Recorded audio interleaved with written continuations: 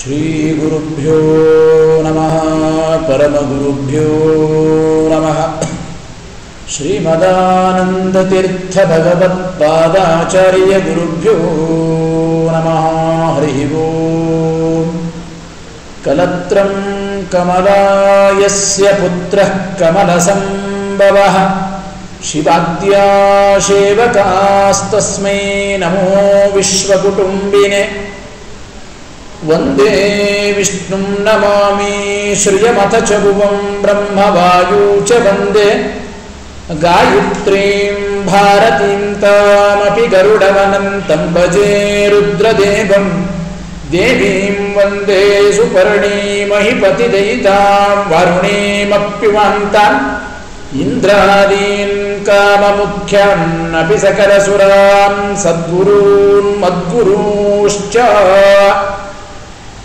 ಆಪಾದಮೌಲಿಪರ್ಯಂತಂ ಗುರುಣಾಮಾಗತಿಂ ಸ್ಮರೇತ್ ತೇನ ವಿಘ್ನಾಃ ಪ್ರಣಶ್ಯಂತಿ ಸಿದ್ಧ್ಯಂತಿ ಚ ಮನೋರಥಾಃ ಪೃಥ್ವೀಮಂಡಲಮಧ್ಯಸ್ಥಾಃ ಪೂರ್ಣಬೋಧಮತಾನುಗಾಃ ವೈಷ್ಣವಾ ವಿಷ್ಣುರುದಯಾಃ ತಾನ್ನಮಸ್ಸೇ ಗುರುಹುನ್ ಮಮ ಸ್ವಸ್ತ್ಯಸ್ತು ಸತಾಮಖಿಲ ಸನ್ಮಂಗಲಾನಿ ಭವಂತು ಶ್ರೀ ಗುರುಭ್ಯೋ ನಮಃ ಹರಿ ಓಂ ಕಾಂತಾಯ ಕಲ್ಯಾಣ ಗುಣೈಕಧಾಮ್ನೆ ನವದ್ಯುನಾಥ ಪ್ರತಿಮ ಪ್ರಭಾಯ ನಾರಾಯಣಾಯ ಅಖಿಲ ಕಾರಣಾಯ ಶ್ರೀ ಪ್ರಾಣನಾಥಾಯ ನಮಸ್ಕರೋಮಿ.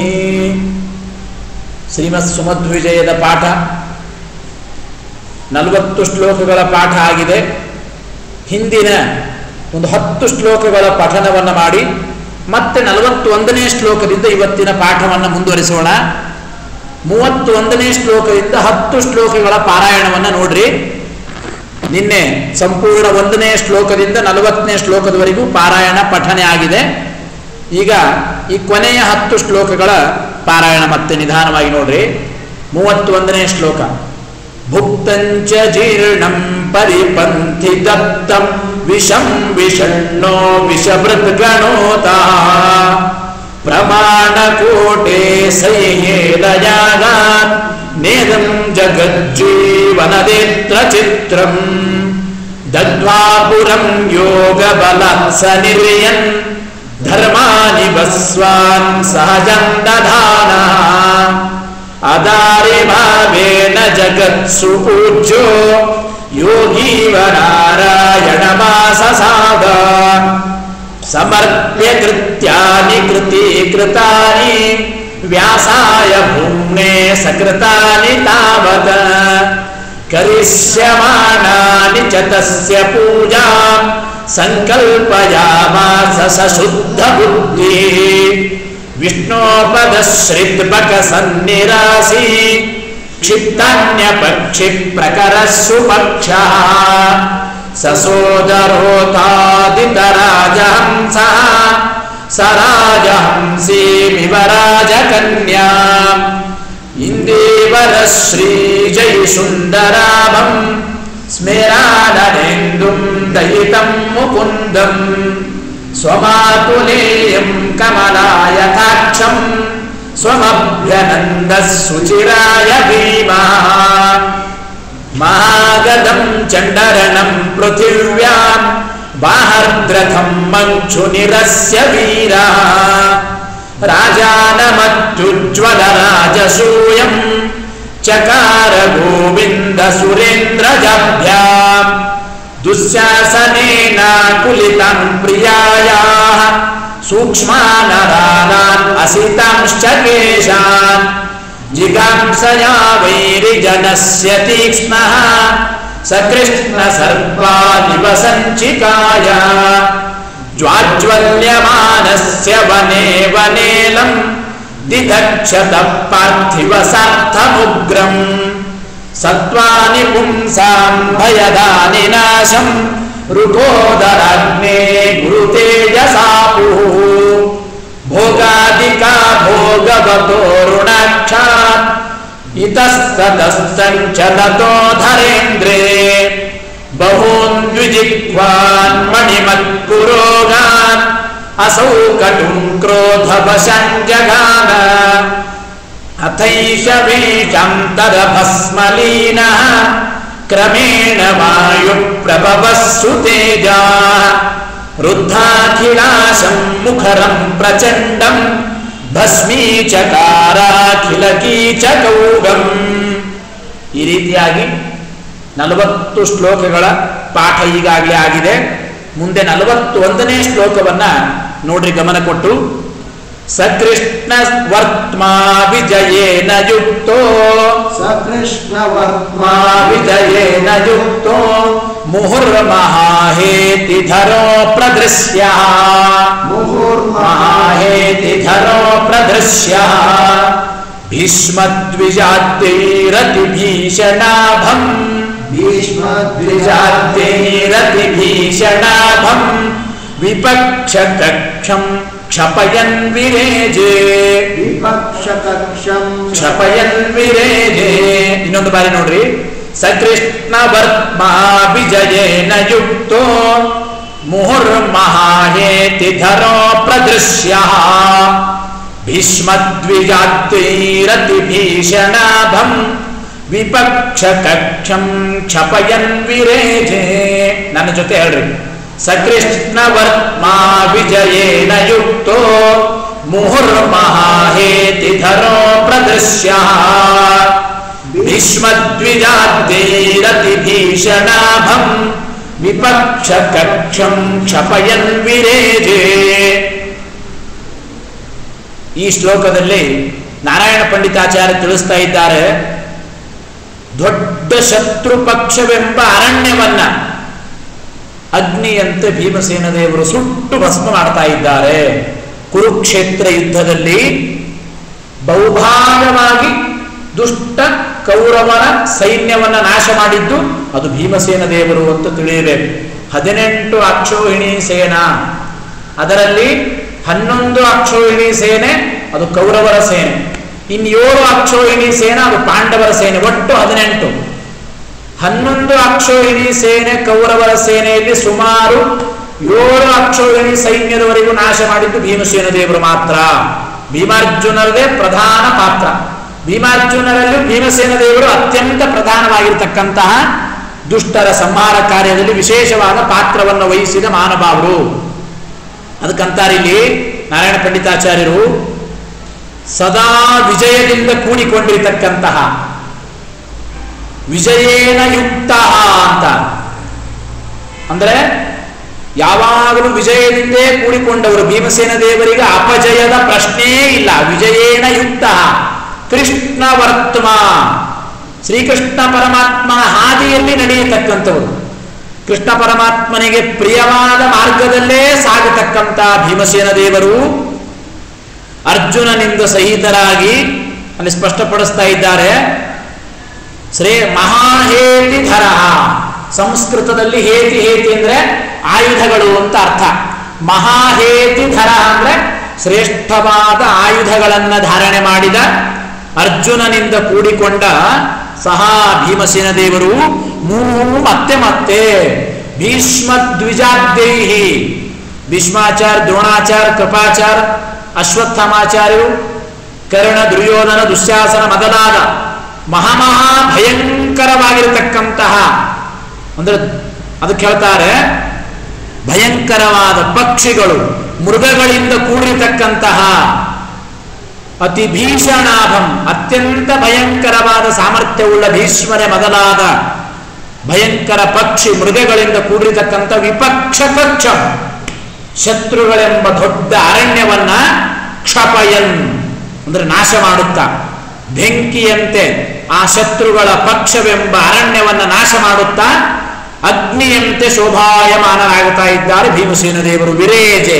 ಸಹ ವಿರೇಜೆ ಅಂದ್ರೆ ಅಗ್ನಿಯಂತೆ ಅವರು ಶೋಭಿಸ್ತಾ ಇದ್ದಾರೆಂಬ ಮಾತನ್ನ ನಾರಾಯಣ ಪಂಡಿತಾಚಾರ್ಯ ತಿಳಿಸ್ತಾ ಇದ್ದಾರೆ. ಅಂದ್ರೆ ಈ ಶ್ಲೋಕದ ಸಂಪೂರ್ಣ ಅರ್ಥ ಯಾವಾಗಲೂ ವಿಜಯದಿಂದಲೇ ಕೂಡಿಕೊಂಡಿರತಕ್ಕಂತಹ ಶ್ರೇಷ್ಠವಾಗಿರತಕ್ಕಂಥ ಆಯುಧವನ್ನು ಧಾರಣೆ ಮಾಡಿರತಕ್ಕಂತಹ ಕೃಷ್ಣನಿಗೆ ಪ್ರಿಯವಾದ ಮಾರ್ಗದಲ್ಲೇ ನಡೆಯತಕ್ಕಂತಹ ಅರ್ಜುನನಿಂದ ಕೂಡಿಕೊಂಡ ಭೀಮಸೇನ ದೇವರು ಭೀಷ್ಮ ದ್ರೋಣ ಮೊದಲಾದ ಅತ್ಯಂತ ಭಯಂಕರವಾಗಿರತಕ್ಕಂತಹ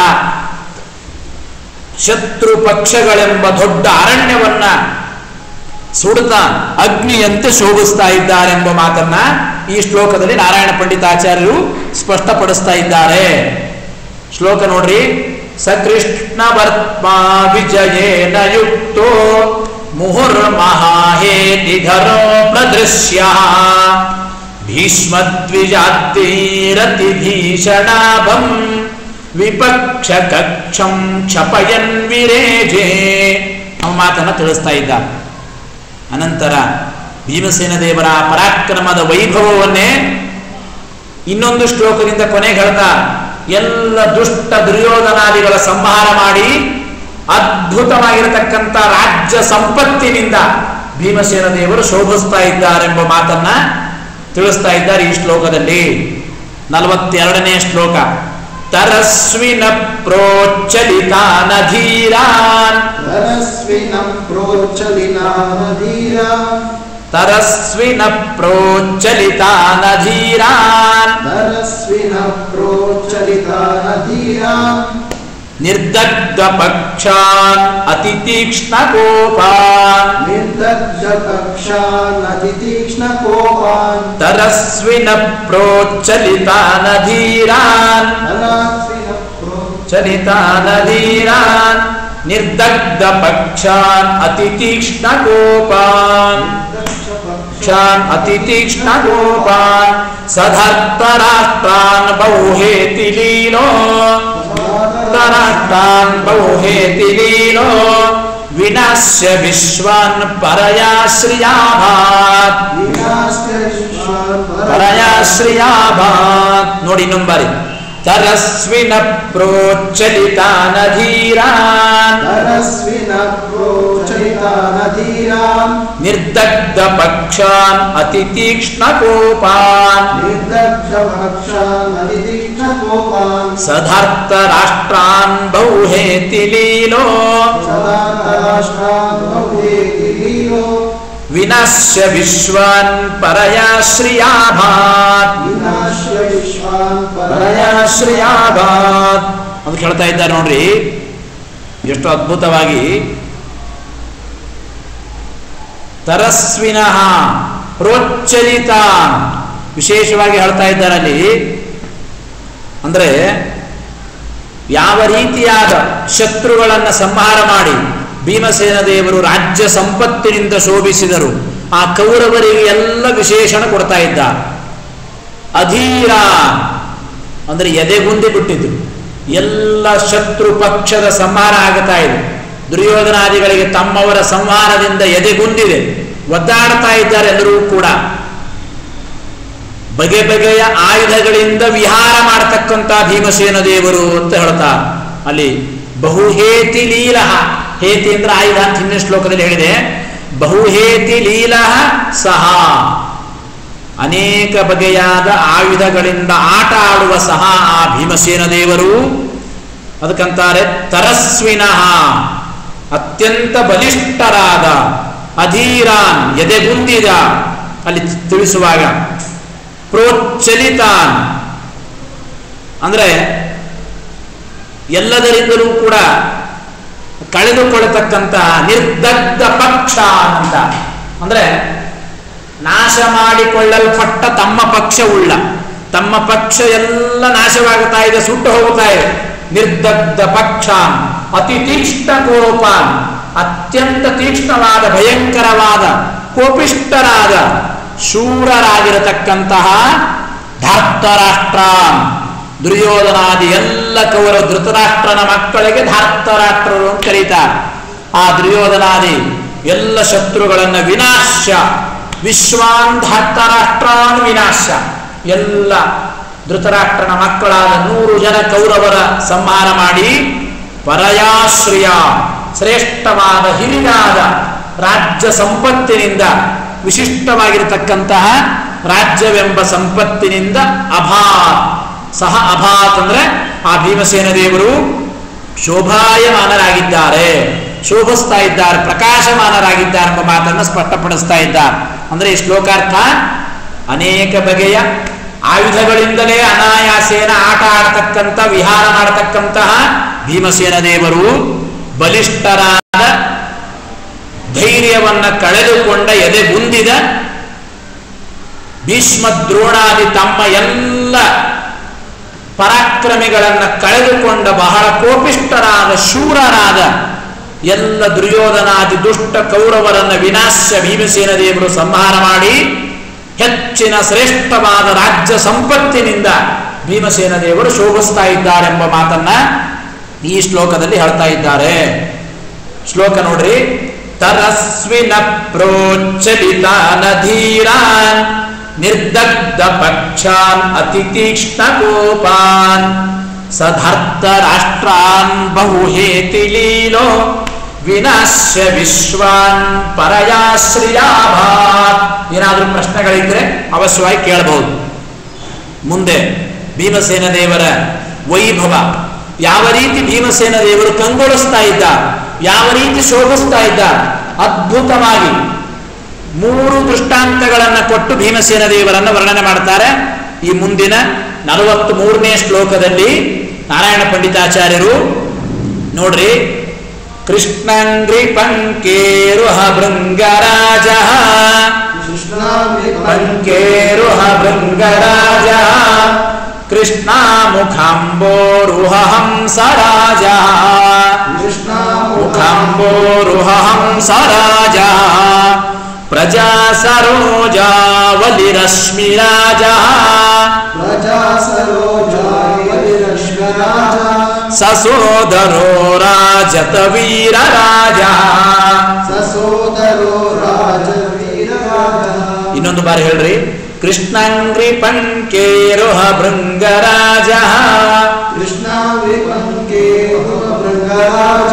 ಕೃಷ್ಣ ಮುಖಾಂಬೋರುಹ ಹಂಸರಾಜ ಮುಖಾಂಬೋರುಹ ಹಂಸರಾಜ ಪ್ರಜಾ ಸರೋಜಾವಲಿರಶ್ಮಿರಾಜ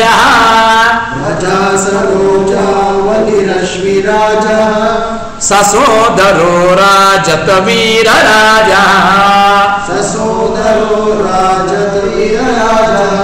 ನೋಡ್ರಿ. ಕೃಷ್ಣಂಗ್ರಿ ಪಂಕೇರುಹ ಭೃಂಗರಾಜ ಕೃಷ್ಣ ಮುಖಾಂಬೋರುಹ ಹಂಸರಾಜ ಪ್ರಜಾ ಸರೋಜಾವಲಿರಶ್ಮಿರಾಜ ಸಸೋದರೋ ರಾಜತ ವೀರ ರಾಜ. ಎಷ್ಟು ಅದ್ಭುತವಾಗಿ ಭೀಮಸೇನ ದೇವರ ಆ ಮಹಿಮೆಯನ್ನು ವರ್ಣನೆ ಮಾಡ್ತಾ ಇದ್ದಾರೆ ನಾರಾಯಣ ಪಂಡಿತಾಚಾರ್ಯರು.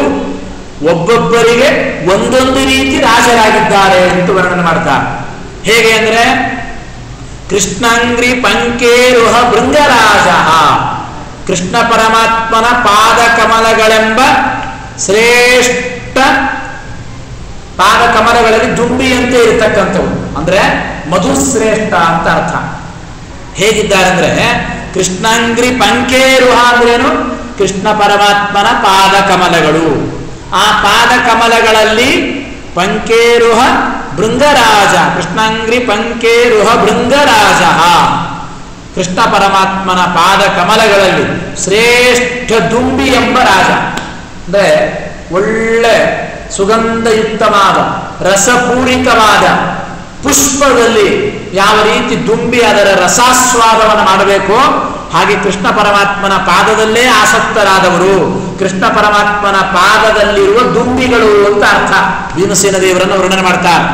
ಕೃಷ್ಣಂಗ್ರಿ ಪಂಕೇರುಹ ಭೃಂಗರಾಜ, ಕೃಷ್ಣ ಪರಮಾತ್ಮನ ಪಾದ ಕಮಲಗಳಲ್ಲಿ ಭೃಂಗರಾಜರು ಅಂದ್ರೆ ದುಂಬಿಯಂತೆ ಇರತಕ್ಕಂಥವರು ಒಂದು.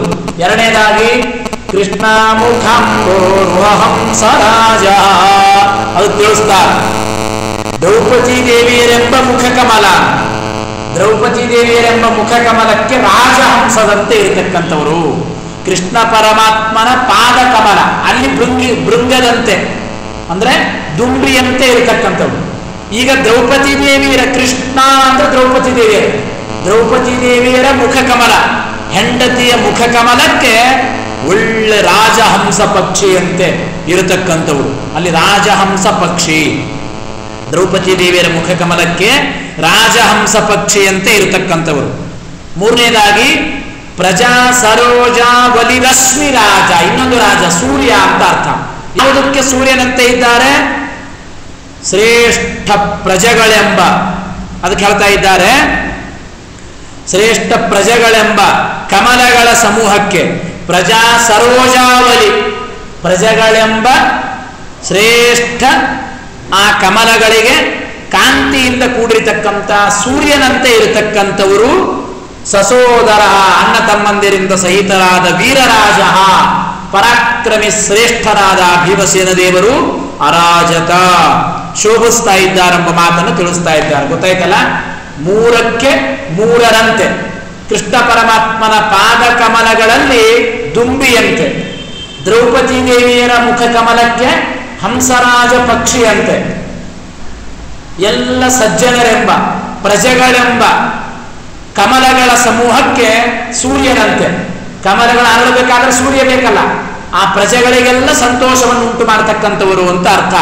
ಪ್ರಜೆಗಳೆಂಬ ಆ ಕಮಲಗಳ ಸಮೂಹಕ್ಕೆ ಸೂರ್ಯನಂತೆ ಇರತಕ್ಕಂಥ ಅಣ್ಣ ತಮ್ಮಂದಿರಿಂದ ಸಹಿತರಾದ ವೀರರಾಜ ಭೀಮಸೇನ ದೇವರು ವಿಶೇಷವಾಗಿ ಶೋಭಿಸ್ತಾ ಇದ್ದಾರೆಂಬ ಮಾತನ್ನ ನಾರಾಯಣ ಪಂಡಿತಾಚಾರ್ಯ ತಿಳಿಸ್ತಾ ಇದ್ದಾರೆ. ಶ್ಲೋಕ ನೋಡ್ರಿ ಇನ್ನೊಂದು ಬಾರಿ. ಕೃಷ್ಣಂಗ್ರಿ ಪಂಕೇರುಹ ಭೃಂಗರಾಜ ಕೃಷ್ಣ ಮುಖಂಬೋರುಹ ಹಂಸರಾಜ ಪ್ರಜಾ ಸರೋಜಾವಲಿ ರಶ್ಮಿರಾಜ ಸಸೋದರೋ ರಾಜತ ವೀರರಾಜ. ಭೃಂಗರಾಜ, ಹಂಸರಾಜ, ರಶ್ಮಿರಾಜ, ವೀರರಾಜ.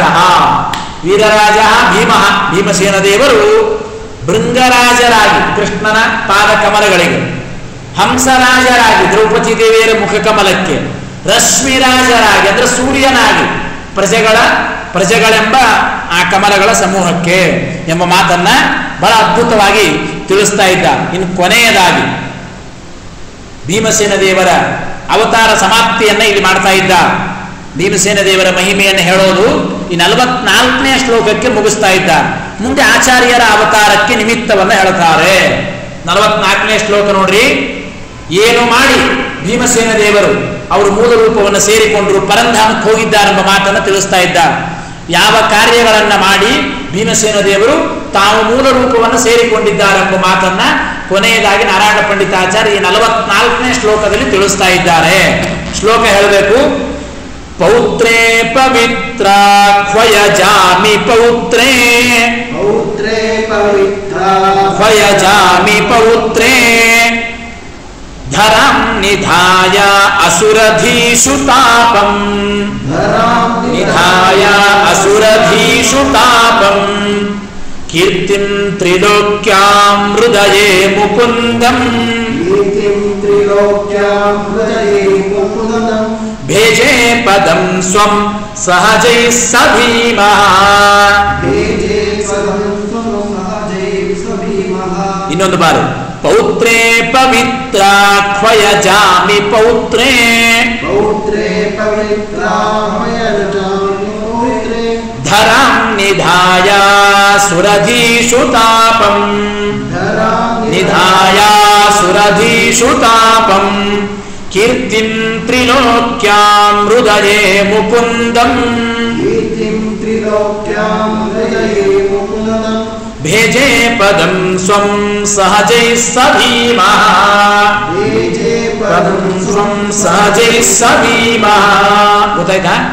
ನೋಡಿ ಏನ್ ಅರ್ಥ ಇದೆ, ಬಹಳ ಚೆನ್ನಾಗಿದೆ. ಅಂದ್ರೆ ಅನೇಕ ಕಾರ್ಯಗಳನ್ನ ಮಾಡಿ ಮೂಲ ರೂಪವನ್ನು ಸೇರಿಕೊಂಡಿದ್ದಾರೆ ಭೀಮಸೇನ ದೇವರು ಅಂತ ತಿಳಿಸ್ತಾ. ಏನು ಅಂತಂದ್ರೆ ಸಹಜೈಹಿ ಸಹ ಭೀಮಃ ಸಹ ಭೀಮಃ, ಅಣ್ಣ ತಮ್ಮಂದಿರಿಂದ ಸಹಿತರಾದ ಆ ಭೀಮಸೇನ ದೇವರು ಏನು ಮಾಡಿ ಅಂತಂದ್ರೆ ಪವಿತ್ರ ಖ್ವಯಜಾಮಿ ಪೌತ್ರೇ ಪೌತ್ರ. ಎಷ್ಟು ಚೆನ್ನಾಗಿ ಶಬ್ದ ಪ್ರಯೋಗ ಮಾಡ್ತಾರೆ ನಾರಾಯಣ ಪಂಡಿತಾಚಾರ್ಯರು. ಮನಸ್ಸಿಗೆ ಆನಂದವಾಗಬೇಕು. ಪವಿತ್ರ ಖ್ವಯ ಅಂದ್ರೆ ಕೃಷ್ಣ ಪರಮಾತ್ಮ, ಪವಿತ್ರ ಎಂಬ ಹೆಸರುಳ್ಳವನು. ಪವಿತ್ರಾಣಾಂ ಪವಿತ್ರಂ ಯೋ ಮಂಗಲಾನಾಂಚ ಮಂಗಲಂ. ಆದ್ದರಿಂದ ಪವಿತ್ರ ಅಂದ್ರೆ ನಿಜವಾಗಲೂ ಪವಿತ್ರ ಶಬ್ದದಿಂದ ವಾಚ್ಯನಾದವನು ಭಗವಂತನೇ. ಪರಿಪೂರ್ಣ ಪವಿತ್ರ, ನಿತ್ಯ ಪವಿತ್ರ, ಅನಾದ್ಯನಂತ ಕಾಲದಿಂದ ಅವನು ಪವಿತ್ರನೇ. ಅದರಿಂದ ಪವಿತ್ರಾಕ್ವಯ ಅಂದ್ರೆ ಪವಿತ್ರ ಎಂಬ ಹೆಸರುಳ್ಳ ಶ್ರೀಕೃಷ್ಣ ಪರಮಾತ್ಮನ ಜಾಮಿ. ಜಾಮಿ ಅಂದ್ರೆ ಸಂಸ್ಕೃತದಲ್ಲಿ ತಂಗಿ ಅಂತ ಅರ್ಥ. ಕೃಷ್ಣ ಪರಮಾತ್ಮನ ತಂಗಿಯ ಮೊಮ್ಮಗ ಇಷ್ಟು ಹೇಳಬೇಕಾಗಿದೆ. ಪವಿತ್ರಾಕ್ವಯ ಜಾಮಿ ಪೌತ್ರೆ. ಪವಿತ್ರಾಕ್ವಯ ಕೃಷ್ಣ ಪರಮಾತ್ಮ, ಜಾಮಿ ಅಂದ್ರೆ ಕೃಷ್ಣ ಪರಮಾತ್ಮನ ತಂಗಿ ಸುಭದ್ರೆ, ಸುಭದ್ರೆಯ ಮೊಮ್ಮಗ ಅಂತ ಅರ್ಥ. ಅಂದ್ರೆ ಅಭಿಮನ್ಯುವಿನ ಅಲ್ಲಿ ಇದು ಅರ್ಜುನನ ಮೊಮ್ಮಗ ಅಂತ ಅರ್ಥ. ಅರ್ಜುನನ ಹೆಂಡತಿ ಸುಭದ್ರೆ, ಅರ್ಜುನನ ಮಗನೇ ಅಭಿಮನ್ಯು. ಅಲ್ಲಿ ಅಭಿಮನ್ಯುವಿನ ಹೆಂಡತಿ ಉತ್ತರೆಯಲ್ಲಿ ಹುಟ್ಟಿದ